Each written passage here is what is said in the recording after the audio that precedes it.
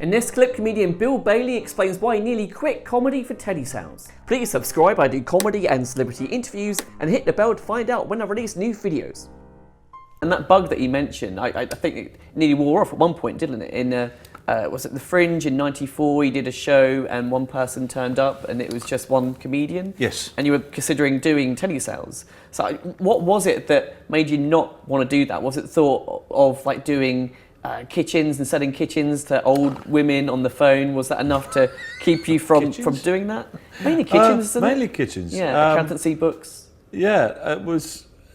I guess that I think you have those experiences, and they are quite chastening because we'd gone up there with high hopes for a show, and we didn't get an audience. I think that's probably worse than even getting bad reviews, and I think at least then you're getting noticed. I mean, no one came to the show. They completely ignored, and that wasn't for the whole run, was it? Or was it? It was. Yeah, I mean, pretty much. Most of the run. And there was one show, yeah, when it was a comedian, Dominic Holland, and it was just him in the audience. Yeah. And he just said, "You just relax, lads. Enjoy yourselves. Just do the show." And me and Sean were like, "Nah. Do you know what? We feel a bit uncomfortable." Yeah. This is Sean Locke, myself and Sean Locke. We did this show, Rock. But then we did do the show after Edinburgh. We did it in a few places, a few art centres. We even performed it at Glastonbury. So it did have a sort of life beyond the Fringe. But yes, it was tough because quite apart from anything else, you lose a lot of money. You put on a big show, it costs money, and you have to find accommodation and advertising and posters and leaflets and da. And so we ended up working off all the debt of having to do gigs. And at that point, you start thinking, where am I going with this? Where am I going with this? So was it that? Was it working off the debt? Was that the thing that was starting to put you off? Yeah, I think so, because when you're at that stage and you find it, it's difficult to get gigs if you're not a known act or a name, and you have to do tryout acts. So you have to go to a club and then you do 2 or 3 minutes, and then if it works well, they sort of look at the books and go, well, we might be able to fit you in 6 months or 3 months or whatever. But that's not going to pay the bills, and so you need to find a bit of a short-term thing to kind of keep the lights on, keep the bills being paid. Why telesales? I don't know. It was some job that was advertised. Just anything in a paper. In a paper, and I just thought, well, I'll give it a go. Yeah.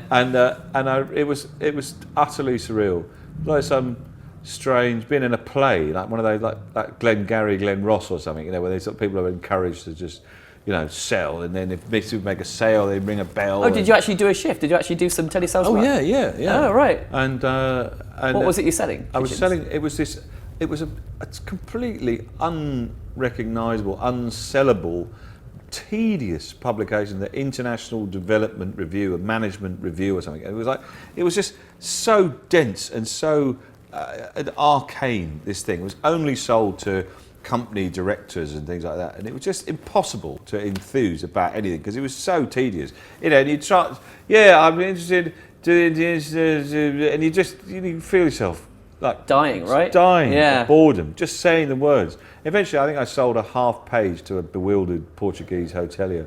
He didn't even know what he was buying. I bet he didn't. He don't. And then I got sacked in the end because I refused to wear a tie. And I kept saying, but it's on the phone. They can't see you. Yeah. They can't see you. What, they can hear the rustle of the tie on the phone? No, he was just a strange character, this office manager that required everyone to be smart, and that he thought that somehow wearing a tie would translate into your manner on the telephone. And I couldn't see that personally. So it didn't work out. No, I can relate. I did a bit of telesales. I sold accountancy books. Right. It was called FL Memo. I think it's not around it, but it was called FL Memo. But I got really bored really quick, so I put on this old man voice, and I pretended to be the owner of this company, and I pretended that my wife was having an affair. So I was like, "Hello, I'm from FL Memo," and people took pity on me, and it worked. And wow. I was in the top 3 salespeople in a group of about 30 people. See, that's the thing. I should have just lied. Just lied. Something. Got out the piano and done a Les Dawson. That's right. I'm really ill. Yeah.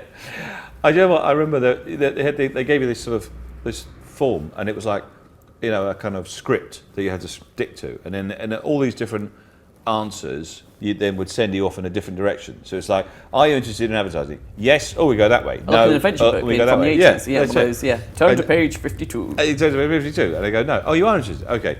And so I went down all these things, and I was doing this, and there was a guy next to me who had this really sort of like very sort of very monotone voice like this, and he's like, yes, I'm interested in it, and he was doing this deal for a bit, and then he stopped, and he went, and he scanned his script, and he couldn't find anything. He just went, no,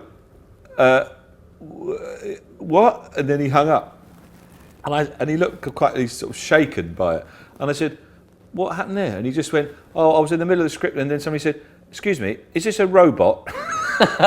And he got, no. But it was like one of those jobs, I guess, that you do from time to time. Subscribe to Kevin's channel. What you subscribe? We need you to subscribe.